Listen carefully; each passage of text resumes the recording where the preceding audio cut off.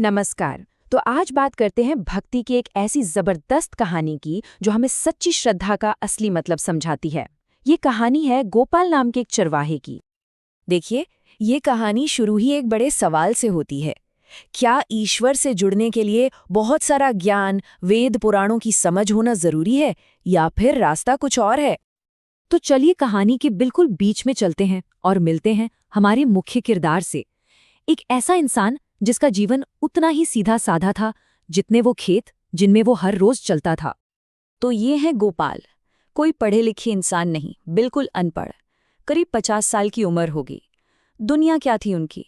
बस वो जानवर, वो चरागाह, धर्म कर्म की बातों से, पूजा पाठ से उनका दूर दूर तक कोई लेना देना नहीं था। और फिर एक दिन अचानक कुछ ऐसा हुआ जिसने सब कुछ बदल दिया।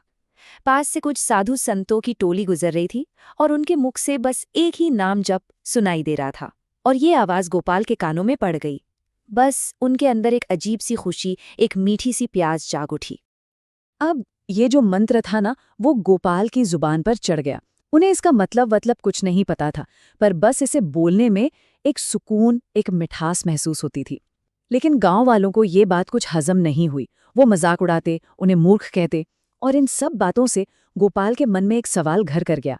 क्या सच में इस नाम में ही सब कुछ है? क्या यही परम सत्य है?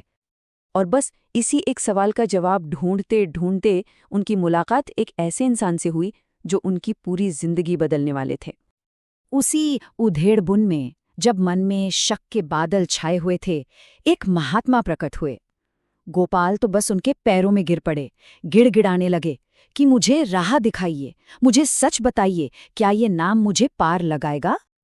गुरु ने गोपाल को देखा और उनके उस भोले से दिल में उन्हें कुछ खास देखा।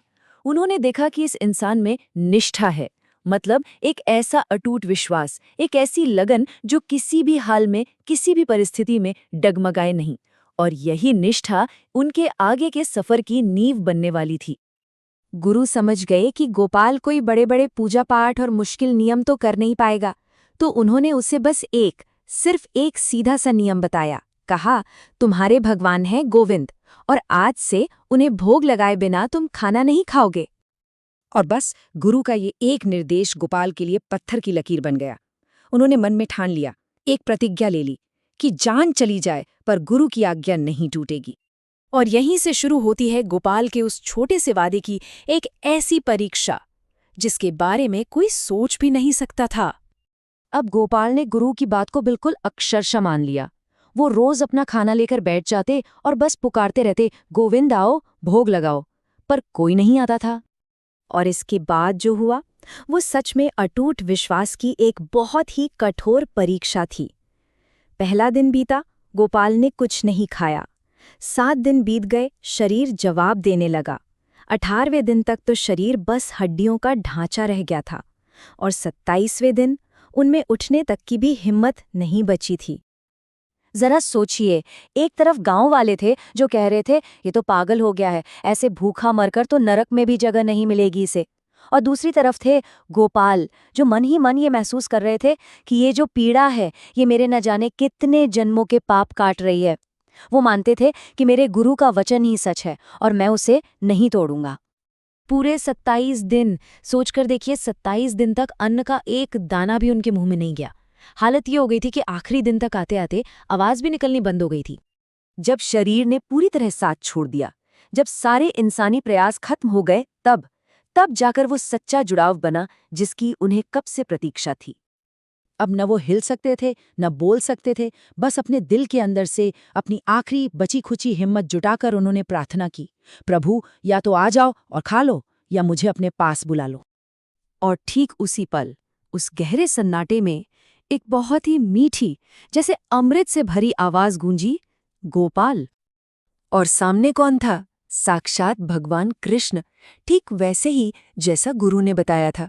वही मोरपंख, वही बांसुरी, वही पीले वस्त्र। गोपाल की आंखें उस दिव्य रोशनी को सह नहीं पा रही थीं, पर जैसे ही प्रभु ने उन्हें छुआ, उनका शरीर फिर से एकदम स्वस्थ और ताकतवर हो गया। और फिर भगवान कृष्ण वहीं बैठ गए और अपने भक्त की दी हुई वो सूखी रोटी बड़े प्यार से खाने लगे। वही रोटी जिसके लिए गोपाल 27 दिनों से भूखे प्यासे इंतजार कर रहे थे। और उसी पल भगवान ने इस कहानी का सबसे बड़ा सच बताया। उन्होंने कहा, जो मुझे सच्चे दिल से बुलाता है मैं उससे मिलने जरूर आता हूँ।